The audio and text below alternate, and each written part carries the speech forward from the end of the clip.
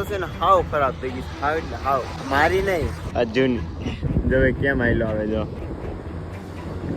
અજુભાઈ છે ને ભાઈ અમારે, જો એને છે ને ભાઈ પર્સનલ પ્રોબ્લેમ છે કહેવાય ને.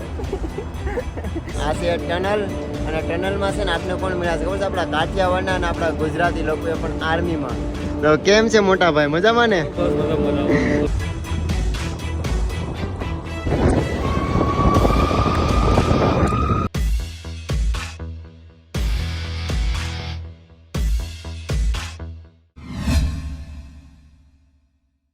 ગુડ મોર્નિંગ મિત્રો, તો નવા વ્લોગમાં તમારું બધાનું સ્વાગત છે. અને હાલમાં આપણે તમને બધાને ખબર જ છે, ક્રિષ્ના હોટલમાં રોકાણા હતા. પહેલાં તો બૂટ પહેરીએ અને પછી અહીંથી નીકળીએ. આ લીલુંછમ છે, આમાં તમને ડુંગરા દેખાય ને બધા લીલા છમો પહેર્યા છે. ને અત્યારે કેટલા ખબર છે? 7:30 વાગી ગયા, તડકો જ નથી નીકળ્યો છે. બોલો, હાવ ટાટું બતાવવાનું છે. ભાઈએ છે ને અમને ફૂલ ચિંતા કરી અંદર છે ને આમ સોફા વોફાને આપી દીધા છે, એટલે હોઈ ગયા. ખબર જ ના પડી ક્યારે 7:30 ગઈ. બધા તૈયાર થઈ ગયા છે ને હવે નીકળી આવી. હવે દોસ્તો નીકળીએ છીએ અને ભાઈ છે ને ભાઈ નાસ્તો કરાવી દીધો ને આલુ પરોઠા ખવડાવી દીધા. અને મારી પાસે તો તમે એકથી એક છે લીલા સામ ડુંગરા છે ને. હવે નીકળીએ, ટાઢોપોર છે એટલે. બાકી તો ખટારા છે ને એકથી એક ખટારા આવે છે નીકળ્યા. અત્યારમાંથી પાછો પરસેવો થવા માંડ્યા છે ભાઈ સાહેબ. દોડીને સાયકલ ચલાવવાની છે.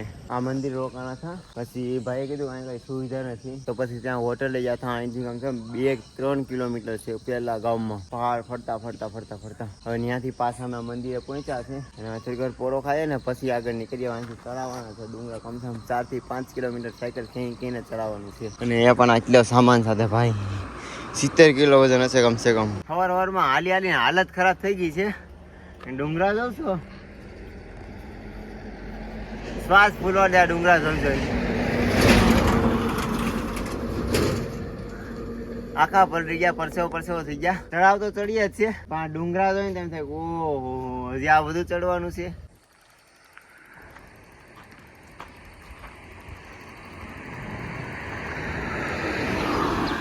ઉપર છે ને બહુ જ વરસાદ થયો છે, કેમ કે અહીંયા છે નદીમાં જો ભાઈ હાવ ડોળું પાણી આવશે, હાવ એટલે લાલ પાણી દેખાય છે. આ ડુંગરામાં જો તો ભાઈ અહીંયા રહી છે. આ લોકોના ખેતર છે અહીંયા જો. યાર આ લોકો ચડતા ક્યાંથી હશે? અને ભાઈ કંઈક સામાન લેવો હોય તો આ લોકો ક્યાંથી લાવતા હશે સામાન? ખાલી 2-3 ઘર છે એની હાવ ડુંગરા ઉપર. આપણે ત્યારે ઘરથી મતલબમાં ખાલી છે ને 5 ફૂટ હોય ને, ખાલી આ લઈ આવી જાય તો એ મને ન થાય, મારાથી ન થાય. વાહ ભાઈ વાહ, આ લોકો ભાઈ ક્યાંથી છે સામાન લેવા આવે નીચે?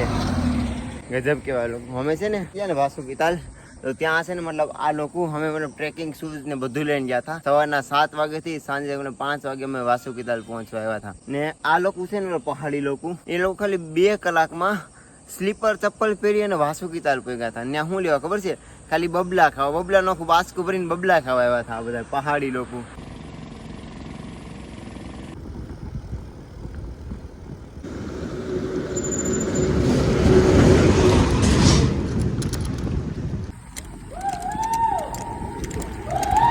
હજુ પાગલ બની ગયો, રાઈડ નાખે નહીં કે રાઈડ જ નાખે ટનલમાં. ટનલ આવવા મળી છે હવે. ઓ ભાઈ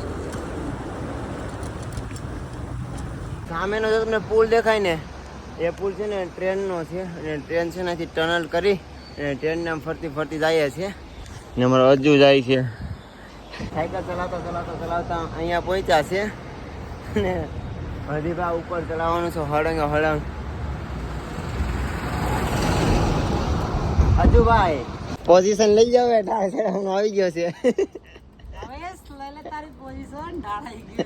મારું મને જ કોપી મારે છે. હવે પરસેવો થઈ ગયા, પણ ઉધમપુર પહોંચી જાઓ. અહીંથી છે ને ઉધમપુર જવાનો આ રસ્તો છે અને આ મેન સર્કલ છે. ઉપર દેખાય ને હાઈવે રસ્તો છે તમારે. અહીંથી હવે નેશનલ હાઈવેમાં ચડવાનું છે.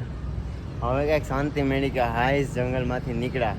હવે નેશનલ હાઈવે છે એટલે મજા આવશે સાયકલ ચલાવવાની. હાથ ઊંચા ચલાવવાની, ઉપર નીચે તો આવશે. હાઈવે નેશનલ છે એટલે કઈ ઉપાધિ નથી. હવે 4:30 વાગવા આવી ગયા છે. 12 વાગે છે ને ભાઈ આ વિશાલ ભંડારો કરી છે, ત્યાં હોઈ ગયા હતા. અને આ તો છે ને ઉઠવા બંધ હતો હમણાં તો. નાને છે ને 2 કલાક હોવા દીધો ને, 2-3 કલાક. તો મને ખબર છે અહીંયા રોકાવા જવું કે કેમ હુઈ ગયો લે વાલે ભાઈ. હું તો તડકો થઈ નથી પડી, તું આરામ કરી લઈશ. તો ઉઠાડે તો પાછું અહીંયા આપણે રોકાઈ જાય આજે. બાકી આમ જો આ પહાડ છે ને, આમ તો જો આવા પહાડ છે આગળ ને હજી આવો જ રસ્તો છે નોર્મલ. નેશનલ હાઈવે ને મજા આવે સાયકલ હાંકવાની ભાઈ. તો ચલાવ્યો ટાટો પોર પણ થઈ ગયો. હા તમે જોઉં છો આવ ચડાવી પતી ગયા ભાઈ. હજી આગળ કેટલા ચડાશે ને કાંઈ ખબર નહીં.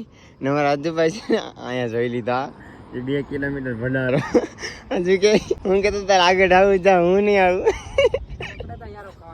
અહીંયા રોકાવું ભાઈ. હજી રાતના હાંકવાની છે.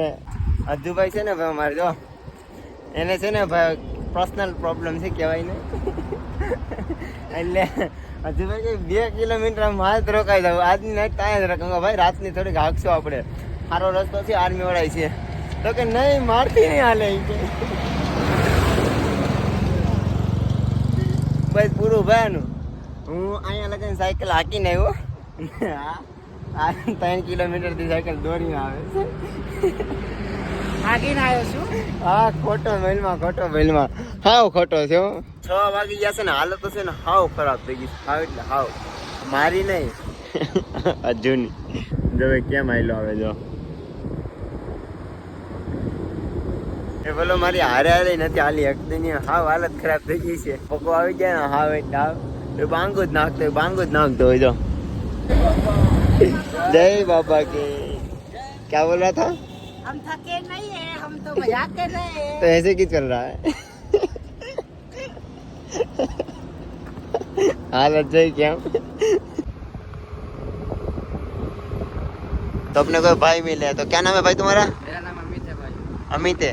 तो भाई है ना अमरनाथ जा रहा है. वो भी अपने स्केटिंग से. देखो अपना ना और भी एक दोस्त है रोशन करके, वो भी स्केटिंग से वाला होते नहीं करता. आज दूसरा बंदा मिल गया स्केटिंग से. देखो भाई किसको? रोशन भाई को.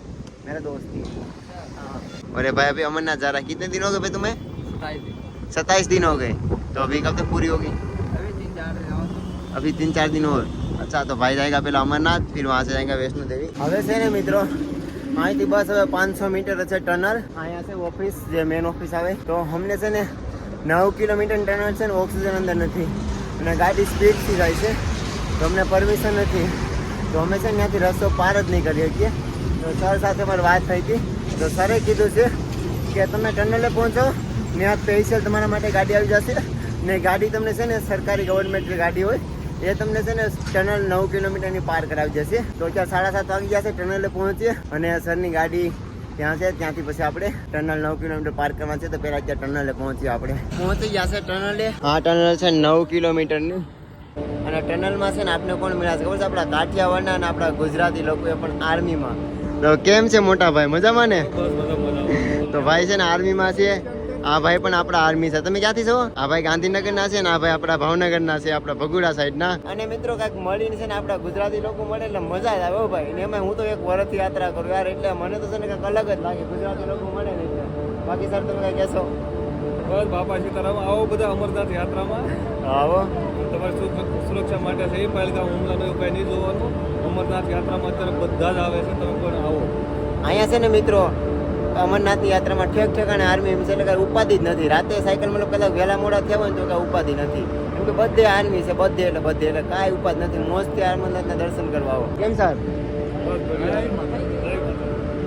તો ગાડીમાં બેઠી ગયા છે. હવે અમે નીકળેંગે ટનલ ઉપર. ચલો ભૈયા હરવાલો. જય ગરવી ગુજરાત. મિત્રો છે ને આ ગાડીમાં અમારે સાયકલ નો માણી એટલે ભાઈ કે ઉતરી જાઓ, બીજી ગાડી કાઢો. આ બીજી ગાડી કાઢે છે. હવે આ સાયકલ એમાં પાછા ચડાવશું.